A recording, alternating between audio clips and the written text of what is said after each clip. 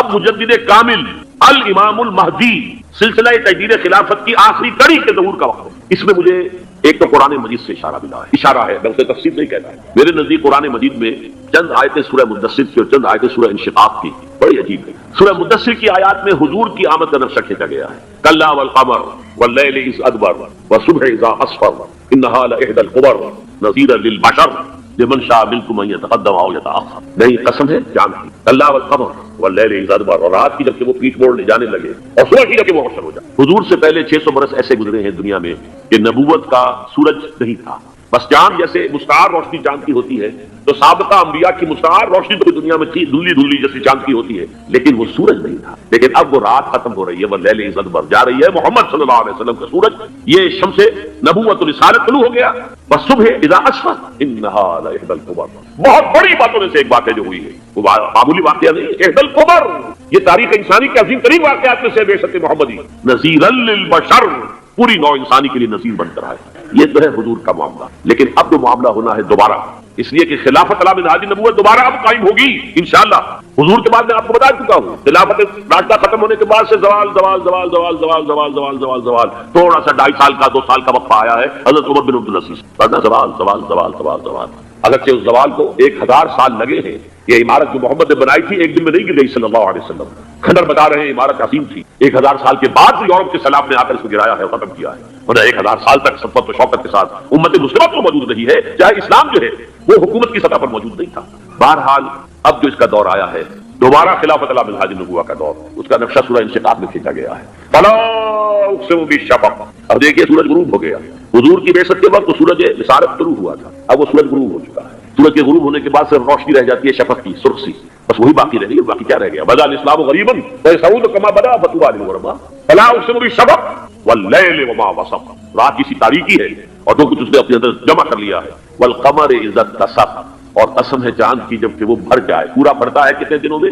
14 دن، اور 14 صدیوں کے بعد اب پہلی صدی کا جس نے کہ تجدید کامل کی عمر بن عبدالعزیز، 14 صدیوں کے بعد اب 15ویں صدی میں الامام المہدی کے ظہور کا وقت آئی۔ اب جو کچھ مجھے حضرت امام المہدی کے بارے میں کہنا ہے، دوبارہ اپنی بات دہرا رہا ہوں، یہ میرا ذاتی گمان ہے، اختلاف کیا جا سکتا ہے، میرا گمان یہ ہے کہ یہ اب کچھ مجدد آئیں گے وہ حضرت مہدی ہوں گے۔ پہلی بات تو یہ جان لیجیے کہ مہدی 2 ہیں، ایک شیعوں کے مہدی، ایک سنیوں کے مہدی، ان میں بڑا فرق ہے۔ شیعہ حضرات مہدی کو مانتے ہیں، وہ ان کے 12ویں امام ہیں، ان کے عقیدے کے مطابق انہیں پیدا ہونے کے فوراً بعد اس اندیشے سے کہ انہیں قتل کر دیا جائے گا غار میں چھپا دیا گیا تھا، تقریباً 1200 برس سے وہ اس غار کے اندر ہیں، وہ روپوش ہیں، چھپے ہوئے ہیں، اسی لیے انہیں امام غائب کہا جاتا ہے، اور اب ان کا انتظار ہو رہا ہے اس لیے انہیں امام منتظر بھی کہا جاتا ہے۔ اس لیے شیعوں کے دارالعلوم جو ہوتے ہیں دارالعلوم المنتظر، وہ اس لیے کہ ان کا انتظار کیا جا رہا ہے۔ تو یہ ہے اب ان کا خیال ہے کہ آخری دور میں، آخری زمانے میں وہ ظاہر ہو جائیں گے، غار سے نکل آئیں گے۔ دیکھیے میں اس عقیدے کو اس بنا پر رد نہیں کرتا، یہ ناممکن ہے کہ کیسے کوئی شخص جو ہے 1200 برس تک کسی غار کے اندر زندہ رہ سکتا ہے، نہیں، میں سمجھتا ہوں ممکن ہے۔ 300 برس تک اصحاب کہف رہے کہ نہیں رہے؟ سوئے رہے، 300 ایئرس ہم مانتے ہیں۔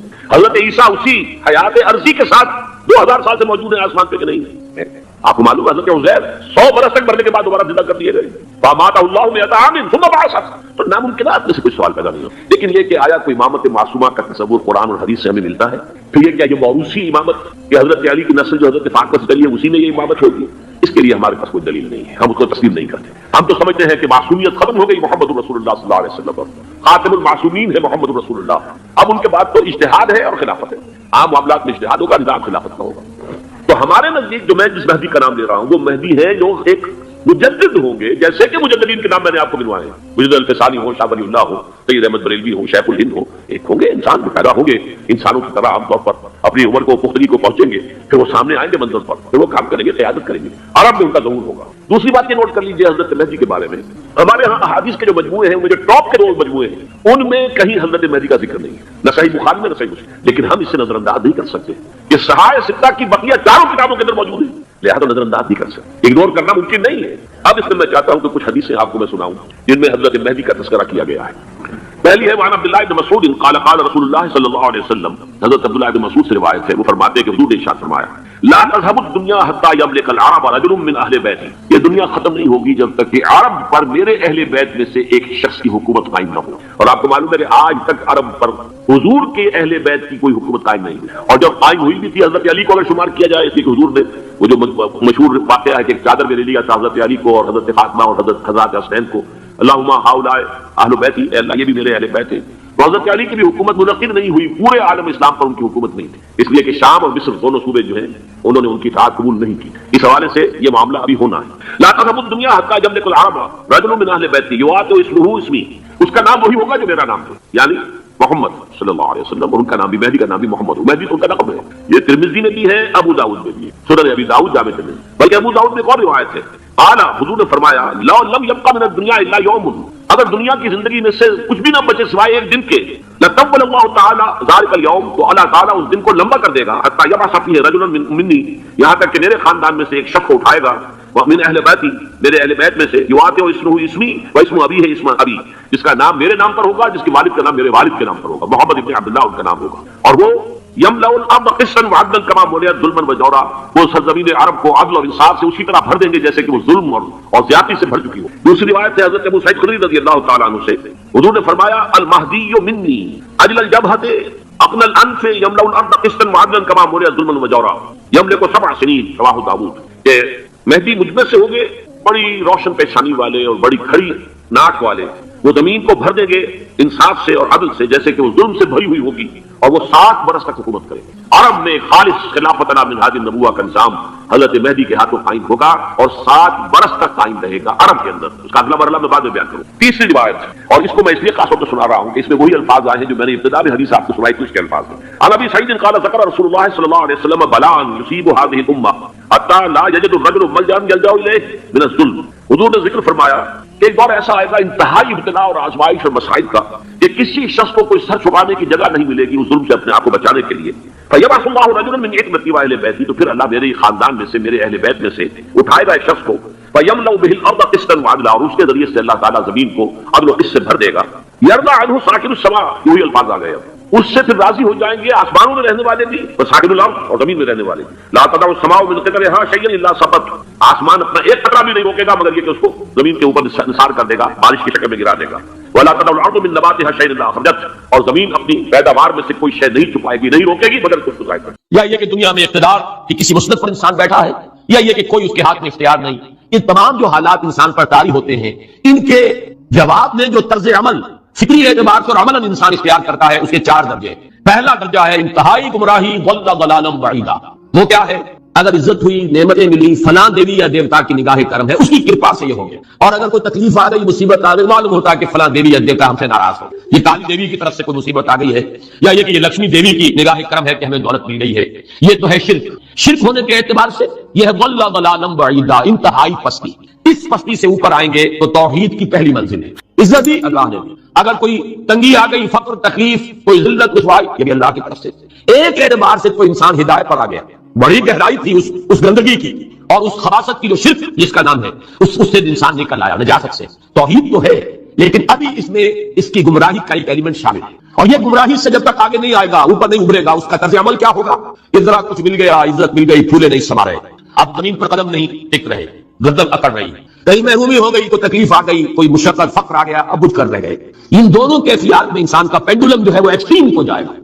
ये कब होगा? जबकि इंसान ये समझता है कि इस दुनिया में जो दौलत मिल गई या इज्जत मिल गई तो ये गोया कि बड़ी कोई काबिल फख्र है, और अगर यहां पर कोई तकलीफ आ गई, कोई मुसीबत आ गई, फक्र फाका आ गया, तो ये गोया कि बहुत ही एहानत आमेज है। अगर ये इंसान समझेगा तो तर्ज अमल वो निकलेगा। नतीजे के तौर पर जो मैं बयान कर चुका हूं, ये गुमराही है। इस गुमराही से निकलेंगे तो आप इस मकाम पर आए। दूसरी मंजिल हिदायत की क्या है?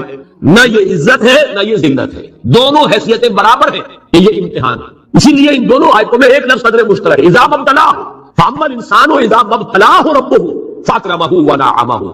ये भी एक इब्तिला है, आजमा रहा है अल्लाह। कभी वो देकर आजमाता है, कभी छीन कर आजमाता है, कभी फक्र फाका से आजमाता है, कभी वो कसरत दौलत और कसरत माल से आजमाता है, कभी वो सेहत देकर आजमाता है कि ये कुव्वत और तवानाई और सेहत जो मैंने दी है इसमें क्या करता है, कभी वो मर्ज के जरिए से आजमाता है कि सब्र करता है कि नहीं करता।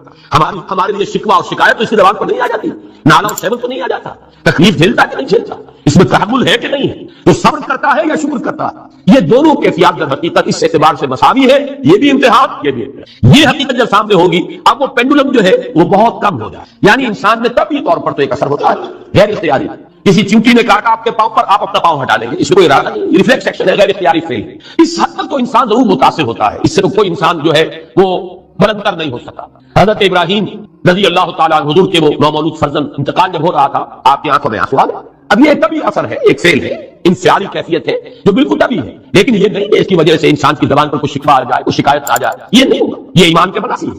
اسی طریقے سے اگر کوئی خوشی ہوئی ہے تو چہرے کے اوپر ایک نکھار آ جائے گا، تبسم آ جائے گا، اس سے ظاہر نہیں۔ اس حد تک تو یوں سمجھیے کہ انسان کا طبیعی تقاضا ہے۔ اس سے زیادہ یہ پینڈولم اگر سوئنگ کر رہا ہے تو گویا کہ اس حقیقت سے انسان محجوب ہے کہ یہ بھی امتحان ہے، یہ بھی امتحان ہے، جو ہم سورہ حدید میں پڑھ چکے ہیں۔ ما اصاب من مصیبۃ فی الارض ولا فی انفسکم الا فی کتاب من قبل ان نبراها ان ذلک علی اللہ یسیر لکہ لا تعصوا علی ما فاتکم ولا تفرحوا بما آتاکم۔ اللہ تمہیں کچھ دے تو اتراؤ مت، اللہ تم سے کچھ چھین لے تو اس کے اوپر افسوس مت کرو۔ اس کا یہ نتیجہ ایمان کا نکلنا چاہیے۔ اگر تمہیں ایمان ہے اللہ پر، اگر تمہیں یقین ہے کہ جو کچھ ہوا ہے اللہ کے اذن کے بغیر نہیں ہوا، اگر تمہیں یقین ہے کہ اللہ نے جو میرے لیے طے کیا ہے اس میں میرے لیے خیر ہی ہے، چاہے فی الحال فی الوقت فوری طور پر مجھے ناگوار محسوس ہو رہی ہے بات، لیکن یقیناً میرے لیے اس میں خیر ہے میرے رب کی طرف سے۔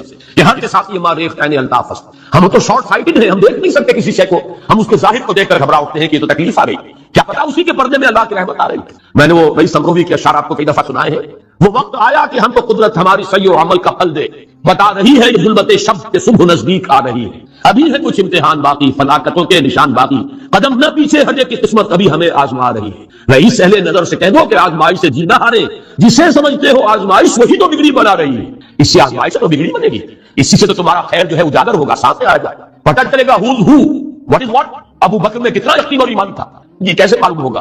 کیسے معلوم ہوگا کہ بلال میں کتنا سہار، کتنا تحمل تھا، کتنا صبر تھا، اگر وہ مصیبت ان پر نہ آتی کہ جو امیہ ابن خلف کے ہاتھوں ان پر قیامت ٹوٹ رہی تھی۔ تو یہ ساری چیزیں جو ہے ما اصاب من مصیبت فی الارض ولا فی انفسکم الا فی کتاب من قبل ان نبرأها ان ذلک علی اللہ یسیر لکہ لا تعصوا علی ما فاتکم ولا تفرحوا بما آتاکم واللہ لا یحب کل مختال فخور۔ اگر اس حقیقت سے محجوب ہو جاؤ گے تو پھر اختیال اور فخر اور گھمنڈ پیدا ہو جائے گا تمہارے اندر، یا دوسری طرف مایوسی، تمہاری ہمت ٹوٹ کر رہ جائے گی، خودکشی کرنے کو انسان آمادہ ہو جاتا ہے، ذرا کوئی ناکامی دنیا میں آ گئی، کوئی تکلیف آ گئی۔ یہ ہے در حقیقت تیسری منزل، ہدایت کی دوسری سیڑھی۔ پہلا کیا تھا؟ ظل ضلالا بعیدا، کوئی خیر مل گیا تو کسی دیوی کی نگاہ کرم، کوئی تکلیف آ گئی تو کسی دیوتا کی ناراضگی، یہ تو ہے ظل ضلالا بعیدا۔ اس سے اوپر آئے، یہ پہلی سیڑھی ہدایت کی ہے۔ عزت ہے تو اللہ کی طرف سے، اور اگر کوئی ذلت ہے، تنگی ہے تو اللہ کی طرف سے، یہ ہدایت کا آغاز ہو گیا، یہ توحید کی بنیادی منزل۔ اس سے اگلی منزل، یہاں کی ذلت ذلت نہیں، یہاں کی عزت عزت نہیں۔ ذالک یوم التغابن، ہار اور جیت کے فیصلے کا دن تو قیامت کا دن ہے۔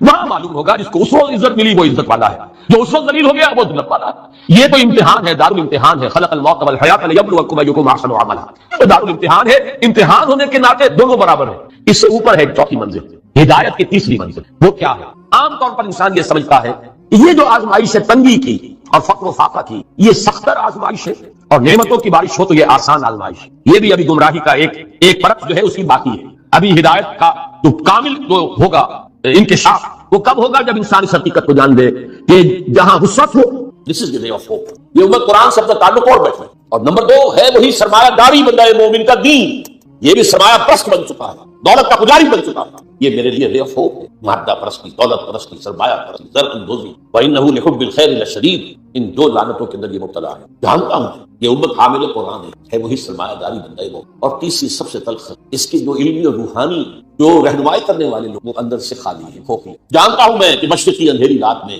بے یدے بیضا ہے پیرانے حرم کی آستین، علماء ہے اور صوفیاء ہیں اور پیشواں ہیں، مسند نشین ہیں اور سب کچھ ہے، لیکن کسی کے آستین میں وہ موسیٰ والا ید بیضا نہیں، خالی اندر سے۔ اس کا نقشہ ایک حدیث میں آیا ہے جو لرزا دے، آج کا نقشہ ہے وہ حضور نے فرمایا یوشک ان یاتی علی الناس زمان، مجھے اندیشہ ہے لوگوں پر ایک زمانہ ایسا آ جائے گا، ذرا گنتی کی کیسا ہوگا، لا یبقى من الاسلام الا اسم، اسلام میں سے اس کے نام کے سوا کچھ کہاں ہے؟ اسلام کو دکھاؤ، اجتماعی سطح پر دکھاؤ کہاں، ولا یبقى من القرآن الا رسمه، اور قرآن میں سے سوائے اس کے رسم الخط کے کچھ معنی کہاں ہو رہی ہے، اس کی طرف پیش قدمی ہو رہی ہے، تدریج۔